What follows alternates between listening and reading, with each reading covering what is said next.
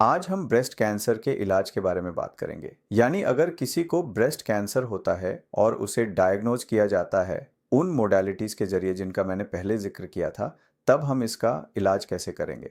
सबसे पहले बता दूं, ब्रेस्ट कैंसर का इलाज एक मल्टी डिसिप्लिनरी अप्रोच है। यानी इसमें कई तरह की विशेषज्ञता या विभाग एक साथ मिलकर इलाज करते हैं, इसलिए इसे मल्टी डिसिप्लिनरी अप्रोच कहा जाता है। यानी इसमें एक सर्जन, एक मेडिकल ऑन्कोलॉजिस्ट, एक रेडिएशन ऑन्कोलॉजिस्ट या रेडिएशन थेरेपी देने वाले डॉक्टर, एक पैथोलॉजिस्ट, फिर साइकोलॉजिस्ट, ब्रेस्ट केयर नर्स और अलग अलग विभागों के डॉक्टर उस टीम में होते हैं। यानी वे सब मिलकर यह निर्णय लेते हैं कि ये कैंसर या जो मरीज मेरे पास आया है उसके कैंसर का ये स्टेज, ये ग्रेडिंग, ये स्थिति है। तो उसे हम कौन सा इलाज किस तरह दें जिससे सबसे अच्छा परिणाम मिले। और मैंने पहले भी एक बार कहा था कि कैंसर के इलाज में हम हमेशा देखते हैं कि इलाज देने के बाद मरीज कितने दिन तक कैंसर फ्री रहता है, और इसके लिए पूरी दुनिया में स्टैंडर्ड डेटा मौजूद है। उन्हीं सबूतों के आधार पर हम समझने की कोशिश करते हैं कि हमारे इलाज के बाद मरीज कैसी प्रतिक्रिया दे रहा है। तो जब किसी मरीज का डायग्नोसिस होता है कि उसे कैंसर है, तब मोटे तौर पर हम दो तरह के इलाज शुरू करते हैं। अगर ये अर्ली ब्रेस्ट कैंसर है तो एक तरह का इलाज, अगर एडवांस्ड ब्रेस्ट कैंसर है तो दूसरा तरह का इलाज। तो अर्ली या वह ब्रेस्ट कैंसर जो अभी फैला नहीं है, ऐसे ब्रेस्ट कैंसर का इलाज हम कैसे करते हैं। लेकिन उससे पहले मैं इसके तौर तरीकों के बारे में बता सकता हूँ। स्तन कैंसर के उपचार के तरीके क्या हैं।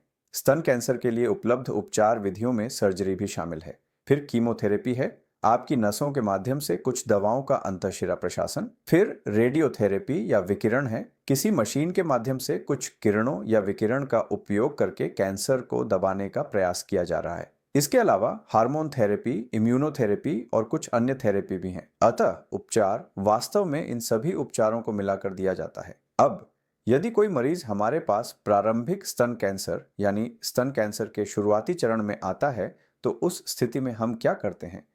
जो हमेशा किया जाना चाहिए वह यह है कि किसी भी ब्रेस्ट कैंसर के मरीज को मल्टी डिसिप्लिनरी ट्यूमर बोर्ड के पास भेजा जाए, जहां सभी विभागों के डॉक्टर मिलकर यह निर्णय लेंगे कि उसके लिए कौन सा इलाज सबसे अच्छा है। हालांकि आमतौर पर जो किया जाता है वह यह है कि अर्ली ब्रेस्ट कैंसर के मरीजों की सबसे पहले सर्जरी की जाती है। इसके बाद सर्जरी से निकाले गए टिश्यू सैंपल यानी जो स्पेसिमेन हमने काट कर भेजा, उसकी जांच पड़ताल के बाद देखा जाता है कि मरीज को आगे कौन सा इलाज, जैसे कि कीमोथेरेपी, रेडियोथेरेपी देना है या नहीं, ये उसी के अनुसार तय किया जाता है। एडवांस्ड ब्रेस्ट कैंसर के मामले में, यानी वह ब्रेस्ट कैंसर जो फैल चुका है, उसमें इलाज की प्रक्रिया थोड़ी अलग होती है। फैलना दो तरह का हो सकता है। एक होता है लोकली एडवांस्ड ब्रेस्ट और उसके आसपास के हिस्सों में फैला हुआ है। दूसरा है डिस्टेंट मेटास्टेसिस, यानी शरीर के किसी दूर के अंग में फैल गया है। इलाज की प्रक्रिया वास्तव में दो तरह की होती है। अगर लोकली एडवांस्ड ब्रेस्ट कैंसर है तो सबसे पहले जो किया जाता है वो है न्यूएडजुवेंट थेरेपी, यानी सर्जरी से पहले कुछ थेरेपी दी जाती है ताकि जो कैंसर आसपास के हिस्सों में थोड़ा फैल गया था उसे कंट्रोल करने की कोशिश की जा सके। तो फिर इससे क्या कोशिश की जाती है। कोशिश की जाती है कि जो ट्यूमर हुआ है उसके आकार को छोटा किया जाए ताकि उसे आसानी से हटाया जा सके या उसका इलाज और प्रभावी तरीके से किया जा सके। इसका उद्देश्य यह होता है कि ट्यूमर के छोटे होने से इलाज के दौरान जटिलताएं कम हो और मरीज को बेहतर परिणाम मिल सकें। इसके लिए दवाओं, कीमोथेरेपी या रेडिएशन जैसी विधियों का सहारा लिया जाता है। उसके बाद उसे चाकन सेशन ऑपरेशन करने के बाद फिर उसी तरह देखा जाता है कि उस ट्यूमर की विशेषता कैसी है और उसी विशेषता के अनुसार आगे की बाकी इलाज दिए जाते हैं। अगर वह ट्यूमर हार्मोन सेंसिटिव हो तो उस स्थिति में हार्मोन थेरेपी दी जा सकती है। अगर वह इम्यूनोथेरेपी के योग्य हो तो इम्यूनोथेरेपी भी दी जा सकती है। इम्यूनोथेरेपी या टारगेटेड थेरेपी एक तरह की आधुनिक चिकित्सा पद्धति है जिसके माध्यम से विशेष रूप से कैंसर की विभिन्न कोशिकाओं या कोशिका के घटकों को नष्ट किया जा सकता है। अगर यह एडवांस हो जाए, यानी डिस्टेंट मेटास्टेसिस या दूर के हिस्सों में फैल जाए, तो उस स्थिति में इलाज की प्रक्रिया थोड़ी जटिल हो जाती है और उसका परिणाम या इलाज के बाद का असर भी अलग होता है। मरीज के ठीक होने की संभावना कम होती जाती है। फिर भी ऐसी स्थिति में भी विभिन्न प्रकार की चिकित्सा पद्धतियां उपलब्ध हैं। Chemotherapy, hormone therapy, radiotherapy, immunotherapy, इन सब के माध्यम से इलाज किया जाता है।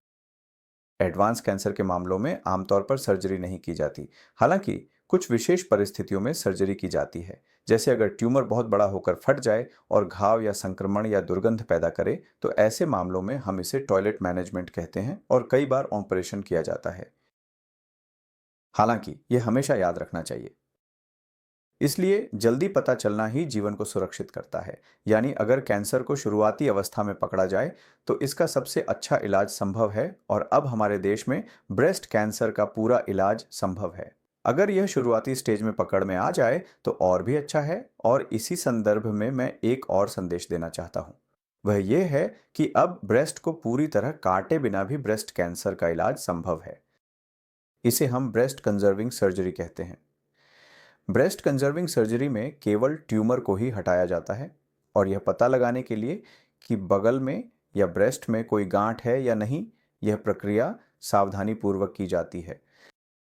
अगर वहां कोई ट्यूमर या गांठ पाई जाती है तो डॉक्टर आमतौर पर आगे की जांच के लिए कुछ अतिरिक्त परीक्षण करवाने की सलाह देते हैं, ताकि यह पता चल सके कि वह गांठ या ट्यूमर किस प्रकार का है और क्या वह शरीर के अन्य हिस्सों में फैला है या नहीं। पूरा ब्रेस्ट काटने की कोई ज़रूरत नहीं होती, लेकिन इस मामले में ध्यान रखना चाहिए कि ब्रेस्ट कंजर्विंग सर्जरी के बाद ब्रेस्ट को ज़रूर रेडियोथेरेपी देनी होती है। अगर रेडियोथेरेपी न दी जाए तो यह इलाज अधूरा रह जाता है। हालांकि हमारे देश में अब ब्रेस्ट कंजर्विंग सर्जरी भी संभव है और की जा रही है।